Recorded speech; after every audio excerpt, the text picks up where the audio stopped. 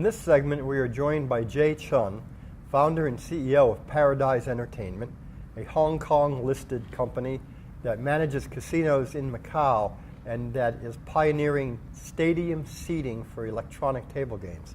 And Jay, we'll begin by letting you describe a little bit how you began and a little bit about what Paradise Entertainment is. Okay, all right.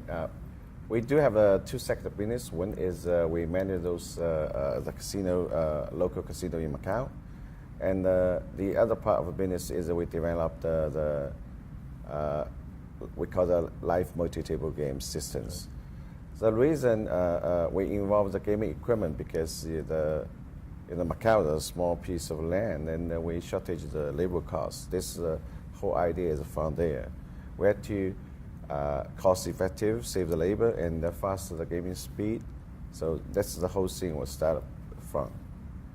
And we do have about 25% market shares in Macau, about the whole EGM. And we have 100% market shares of the LMG.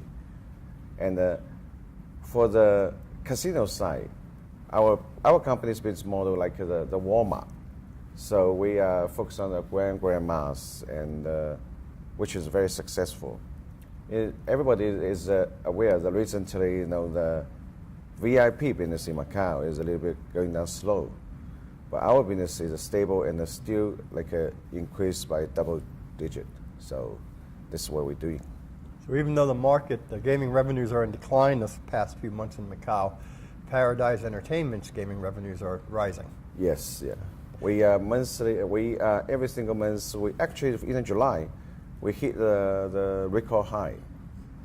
We have now we manage 3 casinos in Macau, and one is July reached a record high. The other one in August reached a record high.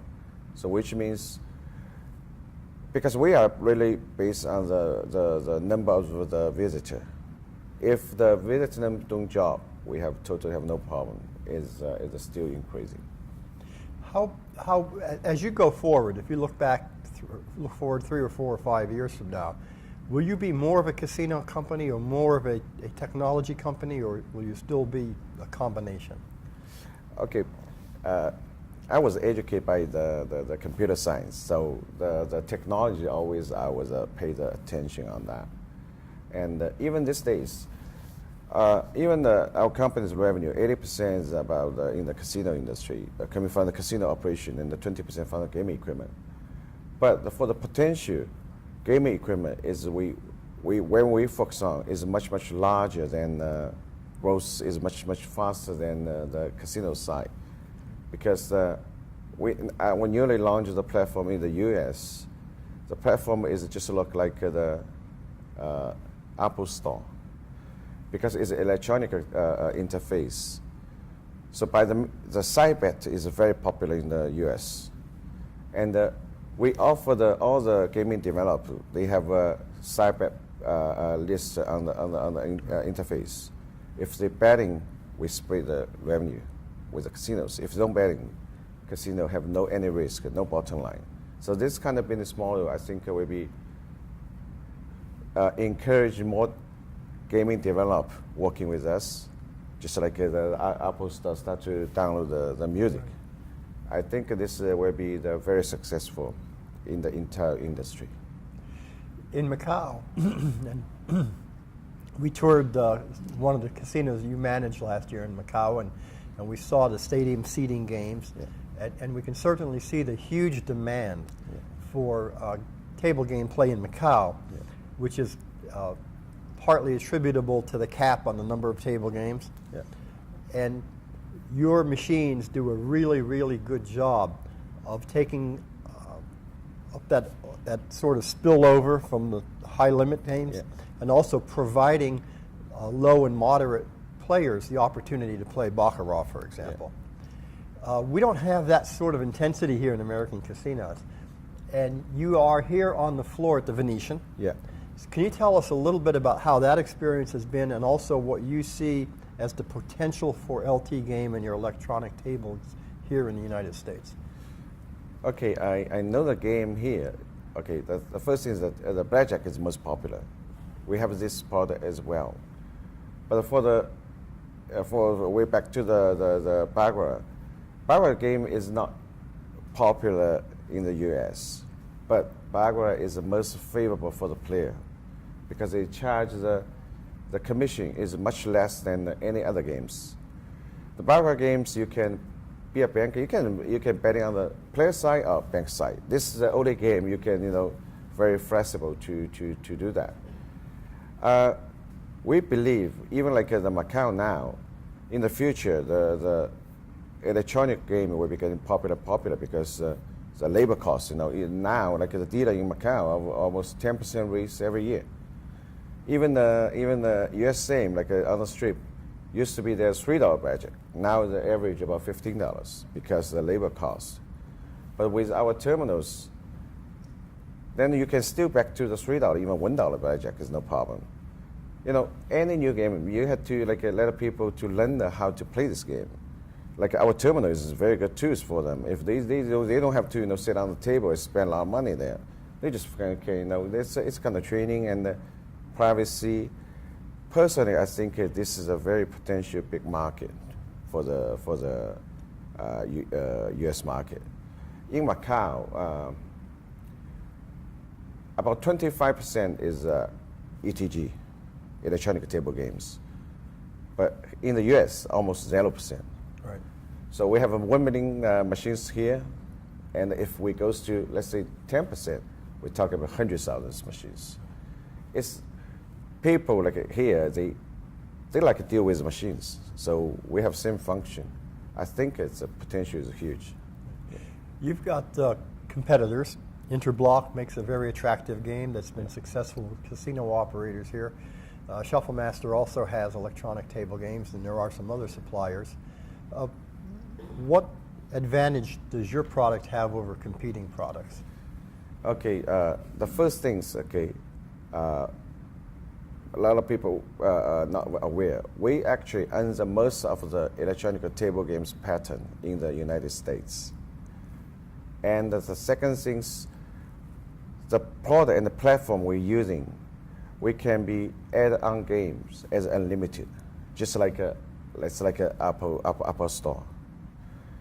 And any kind of game we can add on. We as a single platform, we can offer multi-tables, multi-games, can be unlimited SKUs. I'll give you one example. One of my casinos, we have 800 terminals. Only 8 dealers work on that with up to 16 games. And I think the competitor on the market, the product, they cannot up to this kind of SKUs. They maybe just like a couple hundred is maximum. That's what I was thinking. Right. So you can scale both in terms of the games that you offer and in terms of the seats that exactly, are offered. Yeah. Okay. You have signed a couple of fairly significant distribution agreements recently. Yeah. With IGT, the world's biggest slot machine company, and with Ainsworth, and we just spoke with Danny Gladstone earlier this morning. Tell us a little bit about that and what you expect those distribution agreements to bring to you. Okay. Basically, the IGT, the deal is they distribute our product in the United States and Canada. Also, they have first refusal in Europe and Latin America. We are their exclusive distributor, their slot machine in Macau. And we have our own, and we have like IGT, that's a great partner. The license they have in the different jurisdiction is maybe take us more than the 50 years we can get it. Right. So this is really something really help us. Now is much easier to us for sell the product. I'll give you a couple of examples. One is Pennsylvania, and we have a client there. They want to order our product. Now we can ask we can assemble the product in the Reno and sell the product over there using through the IGT's license. And also we have a client from Chile, and Chile to Macau is maybe 30 hours fly, but the IGT has a license there as well. So there's another opportunity. Let us expand our business globally. So you piggyback off all of IGT's licenses, and it saves you a tremendous amount of time and money getting to market. Exactly. Yeah. And Ainsworth, of course, a very good company, is a great partner in Australia. They are one of the largest the manufacturer over there. it's the same thing. Like they have a very good relationship with all the casinos, all the clubs. It's much easy. You know, like you said, timing is money. Yeah. Our core client are investors. Yeah. What would you like investors most to know about Paradise Entertainment? I think, okay, for me, I always very take care of the investor interest. Our most of shares now, and the most of investor is in Asia, and some investor from this part of the world, from the US. They have a little bit different opinion. So in the Asia, they say, okay, you pay good dividends, they're happy. For here, say, you need to buy back the shares if the shares goes down. Like, let's talk about this one. So we do both way. Like even, you know, these days, like all the shares in the gaming industry, gaming sector is performance was not good, you know. But we do something. We do try protect all our shareholders' interests. Shareholders' return is the most important as a public company, as I be a chairman of the company. Right. Yeah. You're also the largest shareholder by far, so, yeah. so your interests are just automatically aligned with those of shareholders. Jay, this has been a great overview. Is there anything else you would like folks to know about your company? I think my company is, we will be we won't be the company can be making money, not just in our casino management business. We want to make money from our equipment in any single casinos in the world, getting the recurring revenue. This is our target, our goal. So you really, you see yourself then as very early on in what's going to be a big growth story. Exactly, yeah. Okay. Jay, thanks very much. Thank you, very interesting. Yeah, thank you very much. Thank you.